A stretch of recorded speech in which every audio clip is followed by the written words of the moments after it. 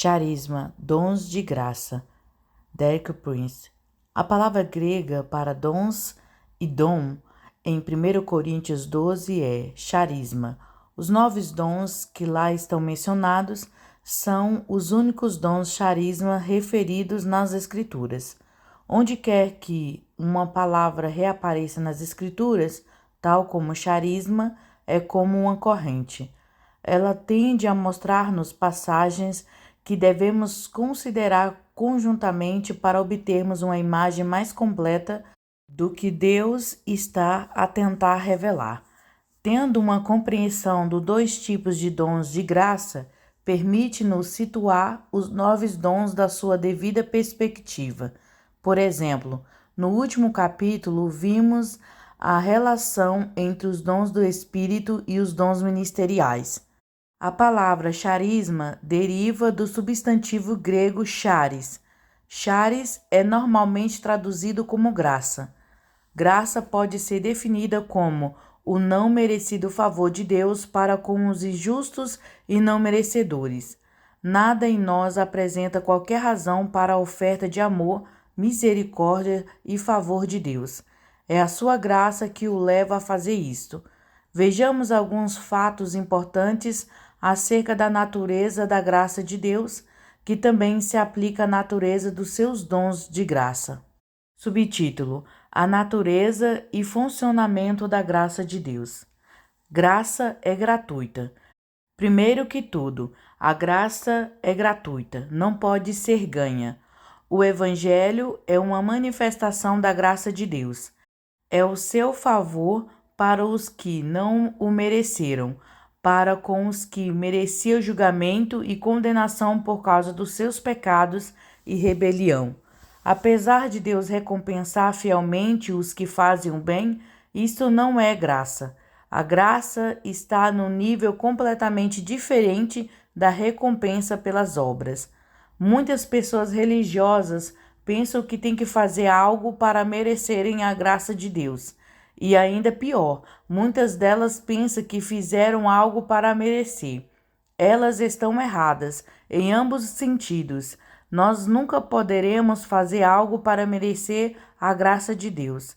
A coisa mais difícil para uma pessoa religiosa compreender é que ela não exerce qualquer direito sobre a graça de Deus.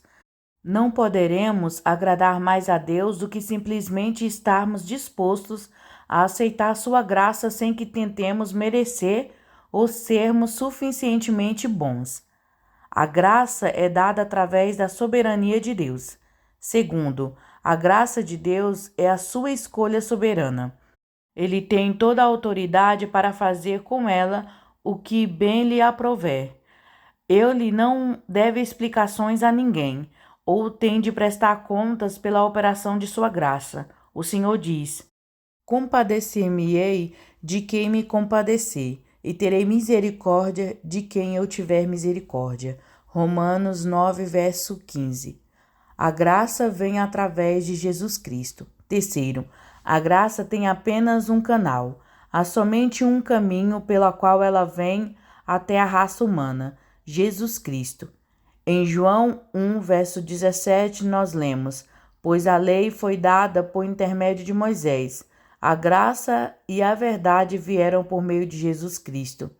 Deus não dá graça a ninguém, seja em que situação ou circunstância for, senão por meio do seu Filho. A graça vem ao humilde. Quarto, a graça só é oferecida a um tipo de pessoa, ao humilde.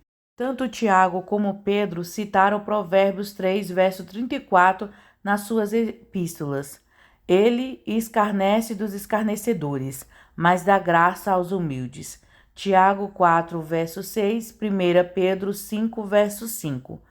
Mais uma vez digo, se nós orgulhosamente pensamos que merecemos a graça de Deus, não a podemos receber.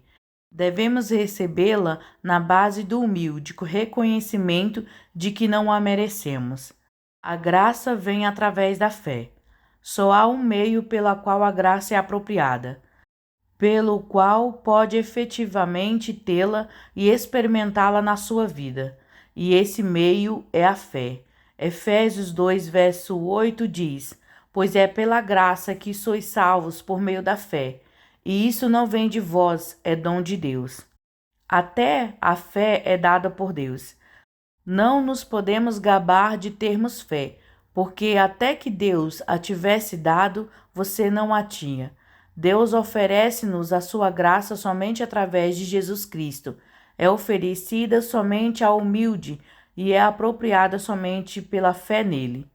A graça é administrada pelo Espírito Santo.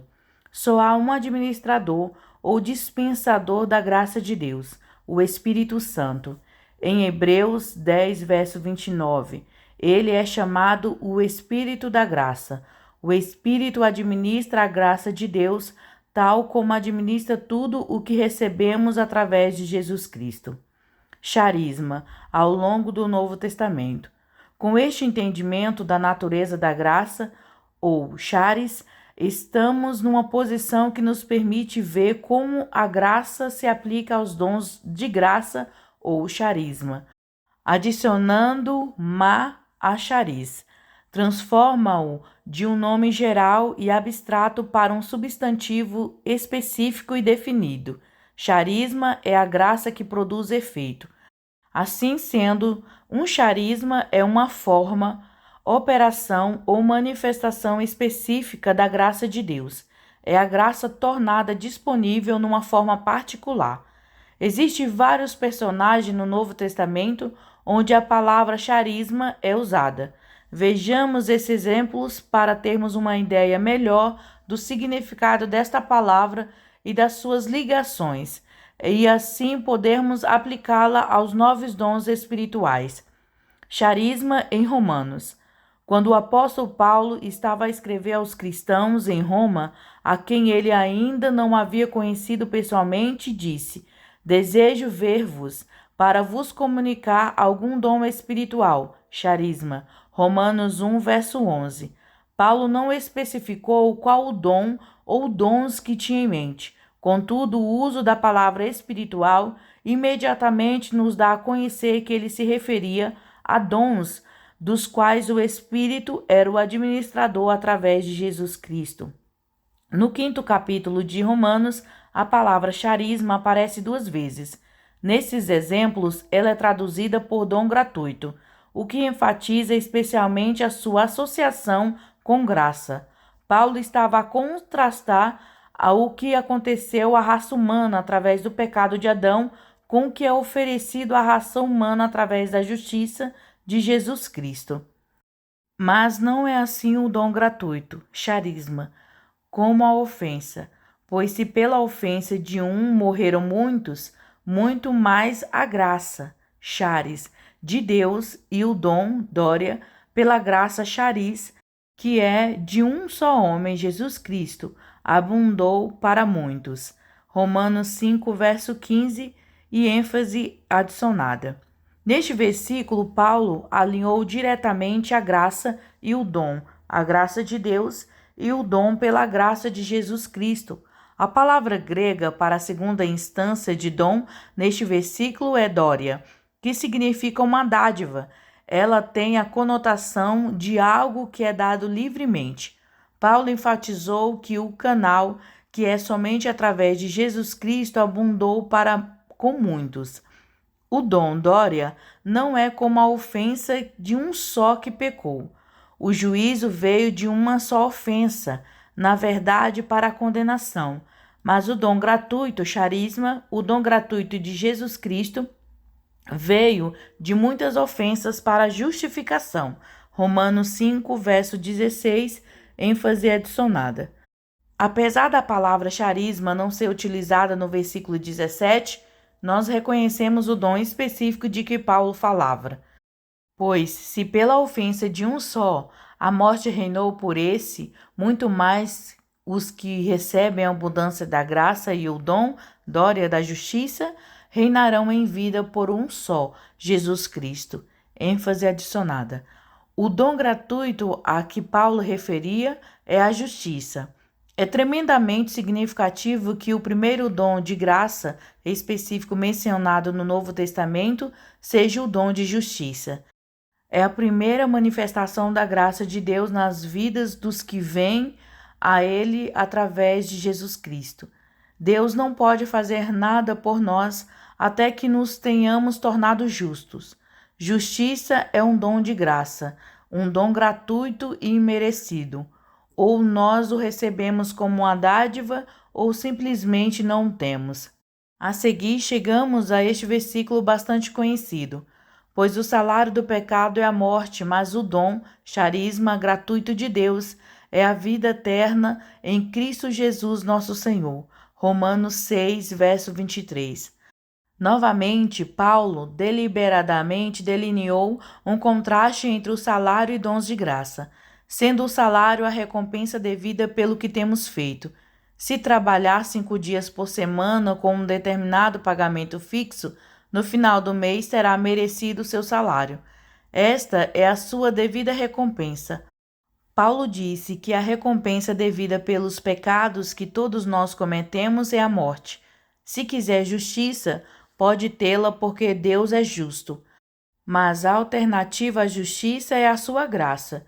Não é o que merecemos, não é aquilo no qual somos suficientemente bons, não é o que trabalhamos para ter, mas o gratuito e merecido dom de Deus, que é a vida eterna em Cristo Jesus nosso Senhor. Em Romanos 8, verso 10, Paulo estabeleceu a ligação entre vida e justiça. Mas, se Cristo está em vós, o corpo, na verdade, está morto por causa do pecado. A velha natureza adâmica morreu, mas o Espírito vive por causa da justiça. Esta vida vem pelo Espírito Santo, porque nós somos reconhecidos como justos. Deus não pode dar vida aos injustos. A vida eterna vem na base da justiça de Cristo imputada em nós através da fé nele. Um pouco mais à frente, em Romanos 11, verso 29, Paulo diz: pois os dons, charisma e a vocação de Deus são irrevogáveis. Quando Deus concede um dom, ele não muda de ideias. Suponhamos que eu desse a uma das minhas filhas adultas um carro novo. Se for realmente uma dádiva, não posso retirá-lo, e se ela fizer algo que desaprovo. De outra forma, seria apenas um empréstimo condicional. Do mesmo modo é quando Deus nos dá dons, incluindo os dons espirituais. Ele não os retira, mesmo que não usemos de forma apropriada. Nós somos responsáveis e vamos prestar contas pelo uso que lhe damos, mas porque são ofertas e não são revogados. Isto aplica-se tanto aos dons de Deus como o chamamento de Deus. Tenho conhecido muitas pessoas que receberam o chamamento para serem evangelistas. Em muitos aspectos, as suas vidas estavam desorganizadas. Elas até podem ter abusado do álcool ou terem agido de forma imoral. Contudo, de cada vez que pregavam, pecadores eram salvos. Poderá questionar: como pode gente desta forma ser usada por Deus? A resposta é simples: é porque Deus lhe deu o dom e ele nunca tira aquilo que dá. Se em qualquer momento o receber e o manter de um dom for condicionado ao nós sermos suficientes bons, então esse não é um dom de graça. Nós não recebemos um dom ganhando ou merecendo ou sendo suficiente bons, e guardamo-lo a menos que nós próprios o deixamos deliberadamente, o que pode acontecer. No entanto, Deus nunca o retira. Compreender que o charisma é um dom incondicional é vital para recebermos e exercermos dons espirituais. Repare que Paulo juntou a palavra dom à palavra graça.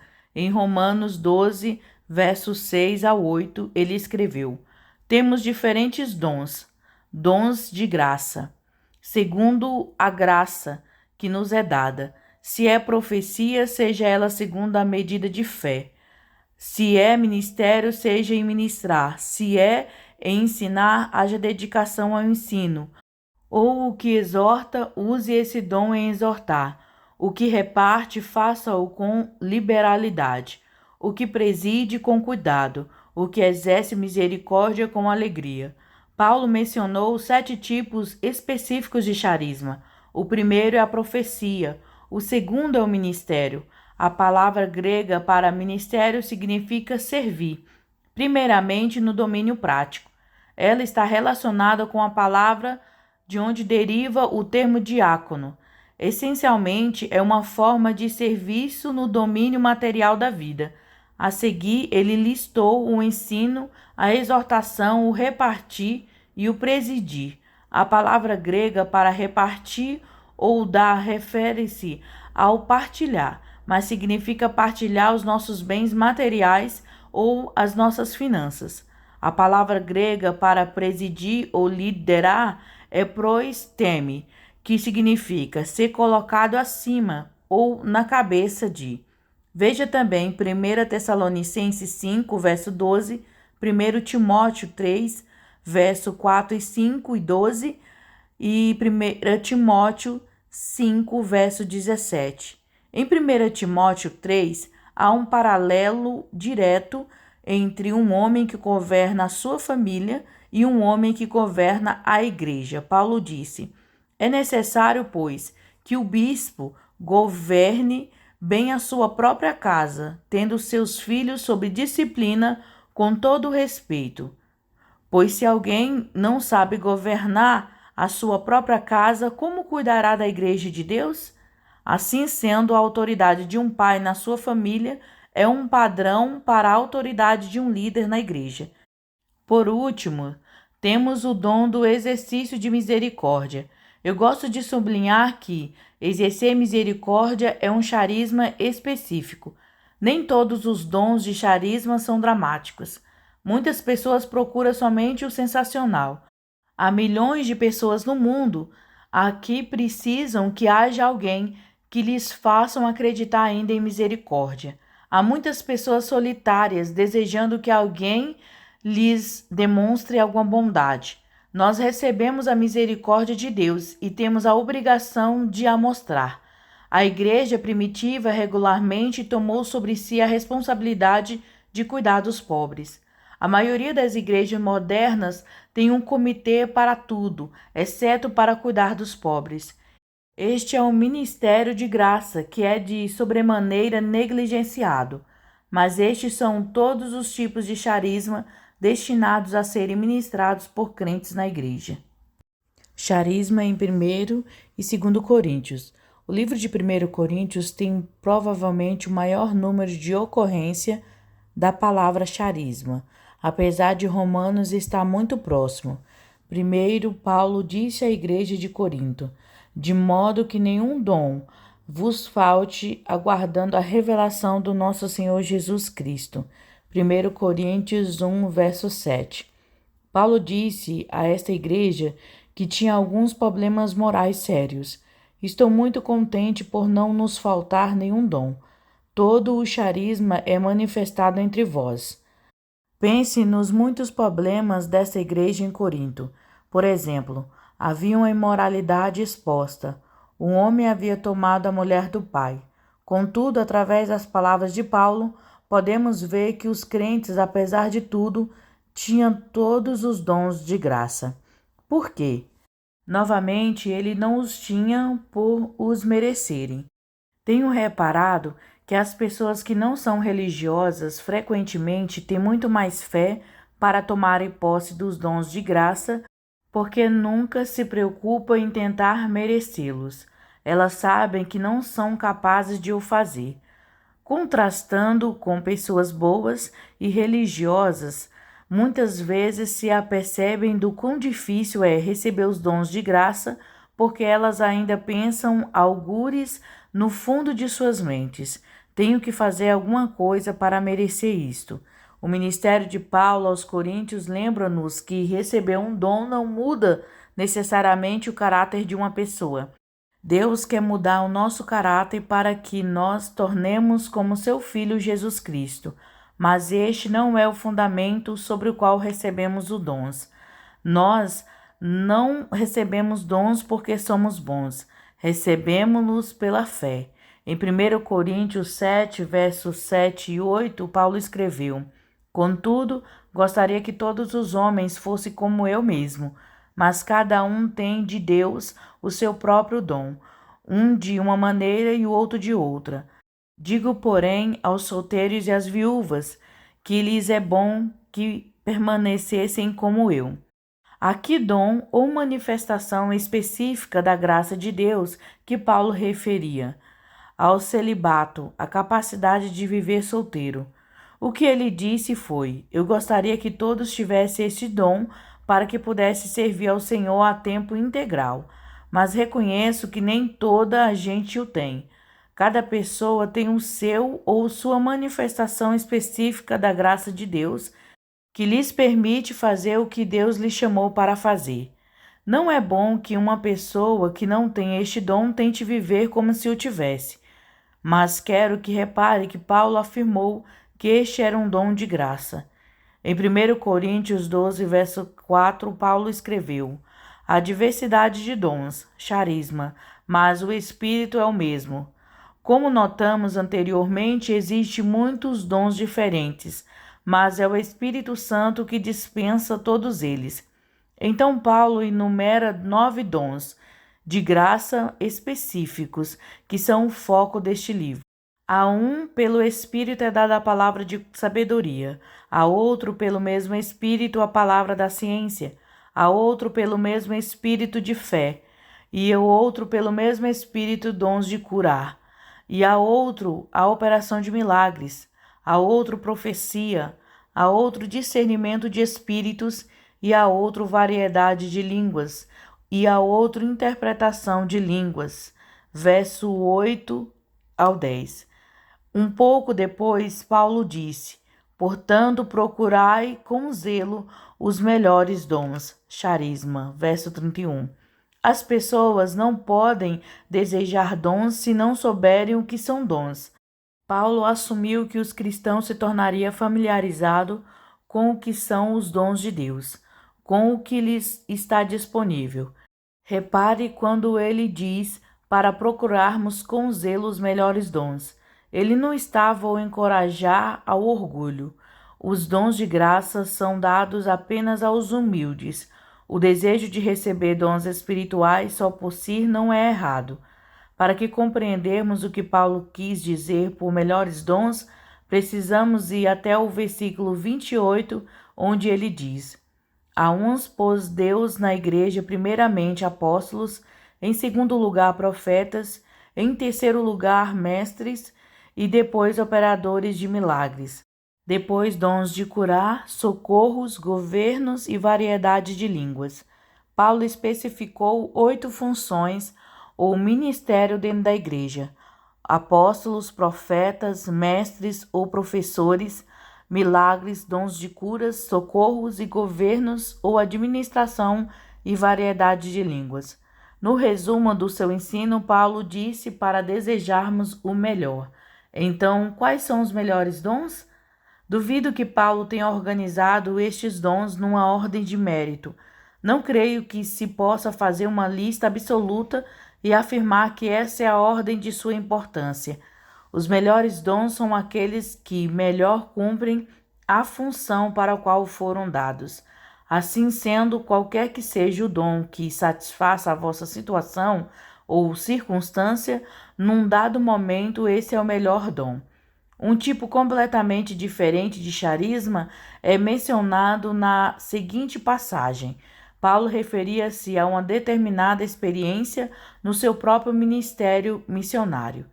Mas já em nós mesmos tinha a sentença de morte para que não confiássemos em nós, mas em Deus que ressuscita os mortos, o qual nos livrou e em quem esperamos que ainda nos livrará de tão grande morte, ajudando-nos também vós com orações por nós, para que por muitas pessoas sejam dadas graças a nosso respeito, pelo dom que nos foi concedido por meio de muitos. 2 Coríntios 1, verso 9 ao 11. Paulo referia-se à libertação milagrosa de perigos extremos e ele chamou-lhe um dom. Era uma manifestação da graça de Deus. Possivelmente, Paulo estava a falar do ocorrido em Listra, quando ele foi apedrejado e arrastado para fora da cidade pelos seus inimigos e deixado como morto, mas acabou por se levantar e afastou-se daquele lugar como se nada tivesse acontecido. Vê Atos 14, verso 8 ao 20. Essa intervenção sobrenatural de Deus foi um dom de graça e veio em resposta às orações de muitos. É importante compreendermos que uma súbita, dramática e sobrenatural intervenção divina, contrariamente a tudo o que poderíamos esperar, é um dom dado pela graça de Deus para fazer face às necessidades de uma situação em concreto. O contexto do comentário de Paulo parece indicar que a intervenção milagrosa normalmente vem em resposta às orações de um grupo, em vez de ser uma manifestação na vida de um indivíduo em particular. Como Paulo escreveu, ajudando-nos também vós com orações por nós, para que por muitas pessoas sejam dados graça a nosso respeito pelo dom que nos foi concedido por meio de muitos. 2 Coríntios 1, verso 11. Outro exemplo óbvio de intervenção divina e milagrosa em resposta às orações de um grupo foi quando Pedro foi libertado da prisão na noite anterior ao dia de sua execução, tal como está registrado em Atos 12. Claramente, essa intervenção de Deus tem que estar incluída na mesma categoria dos dons, porque ela não foi merecida. Foi a soberania, graça de Deus, que no momento crítico desceu sobre Pedro, poupando-lhe a vida. Se considerarmos os dons de graça sob essa perspectiva, sobre esta luz, muitos de nós poderão ser capazes de olhar para trás nas suas vidas e ver uma intervenção milagrosa, sobrenatural em resposta às orações e que perfaz os requisitos de um charisma. Charisma em 1º e 2º Timóteo. Em 1 Timóteo 4, verso 14, Paulo dirigiu algumas palavras de aconselhamento a Timóteo, a quem havia anteriormente chamado de seu filho na fé. 1 Timóteo 1, verso 2. Não despreze o dom que há em ti, o qual lhe foi dado por profecia com a imposição de mãos do presbítero.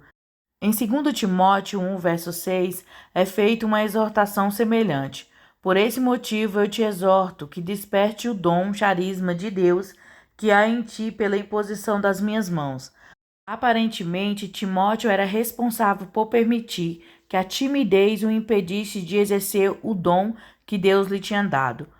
Paulo achou necessário exortá-lo em cada uma das epístolas, dizendo-lhe: não deixe-lhes adormecer o dom.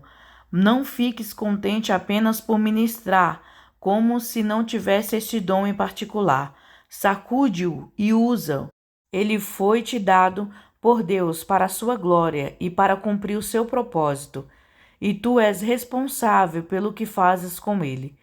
Do mesmo modo, nós somos responsáveis pelo que fazemos com os dons de graça de Deus nas nossas vidas. Charisma em 1 Pedro. A última instância de charisma no Novo Testamento é em 1 Pedro 4, verso 10. Servi uns aos outros conforme o dom que a cada um recebeu, com bons despenseiros da multiforme graça de Deus. Pedro não esperava que alguns cristãos tivessem falta de dons de graça. Ele indicou que todos os crentes receberiam um dom, e com base no que recebessem, eles seriam capazes de ministrar a outros. Se os cristãos vão ministrar, eles primeiro têm de receber.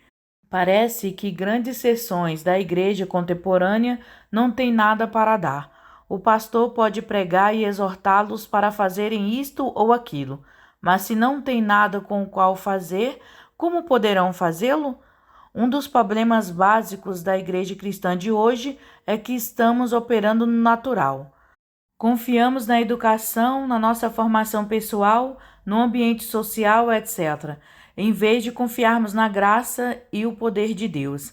Se permitirmos que Deus nos dê dons de graça que não temos de merecer ou nos habilitarmos através da educação, experiências ou aulas no seminário, estaremos numa posição em que poderíamos ministrar a outros. Subtítulo: A variedade e a abundância da graça de Deus. Existe um total de 26 tipos de charisma ou os dons de graça mencionados no Novo Testamento, sem contar com os que se repetem. Vimos alguns deles. Muitos são referidos diretamente nas Escrituras, enquanto outros são inferidos. Primeiro, justiça. Romanos 5, verso 15 ao 17. Segundo, vida eterna. Romanos 6, verso 23. Terceiro, profecia. Romanos 12, verso 6 e 1 Coríntios 12, verso 10. Quarto, ministério. Servir. Romanos 12, verso 7. Quinto, ensino. Romanos 12, verso 7. Sexto, exortação. Romanos 12, verso 8. Sétimo, repartir. Romanos 12, verso 8. Oitavo, presidir. Romanos 12, verso 8. Nono, exercer misericórdia. Romanos 12, verso 8. Décimo, celibato. 1 Coríntios 7, verso 7. 11º, palavra de sabedoria. 1 Coríntios 12, verso 8. 12º, palavra de ciência, conhecimento. 1 Coríntios 12, verso 8. 13º, fé. 1 Coríntios 12, verso 9. 14º, dons de curas. 1 Coríntios 12, verso 9. 15º, operações de milagres. 1 Coríntios 12, verso 10. 16º, discernimentos de espíritos. 1 Coríntios 12, verso 10. 17º, variedades de línguas. 1 Coríntios 12, verso 10. 18º, interpretação de línguas. 1 Coríntios 12, verso 10. 19º, apóstolo. 1 Coríntios 12, verso 28. 20º, profeta. 1 Coríntios 12, verso 28. 21º, mestre. 1 Coríntios 12, verso 28. 22º, socorros. 1 Coríntios 12, verso 28. 23º, governos, administradores. 1 Coríntios 12, verso 28. 24º, evangelistas. Efésios 4, verso 11. 25º, pastores. Efésios 4, verso 11. 26º, intervenção milagrosa. 2 Coríntios 1, verso 11. Através deste livro, ao analisarmos mais profundamente os novos dons espirituais, a palavra que quero que tenha sempre em mente é graça. As riquezas da graça de Deus, a abundância da graça de Deus e a variedade da graça de Deus.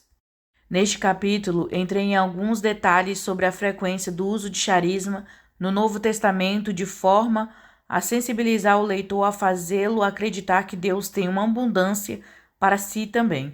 Deus nunca fez 2 flocos de neve ou 2 impressões digitais iguais. Igualmente, não existe 2 cristãos idênticos porque Deus tem graça, dons, variedades e abundância suficiente para todos nós. Se está a viver limitado de graça, não é Deus que o está a limitar. Está a limitar-se a si próprio. Abre o seu coração e a sua vida para receber os seus abundantes dons de graça.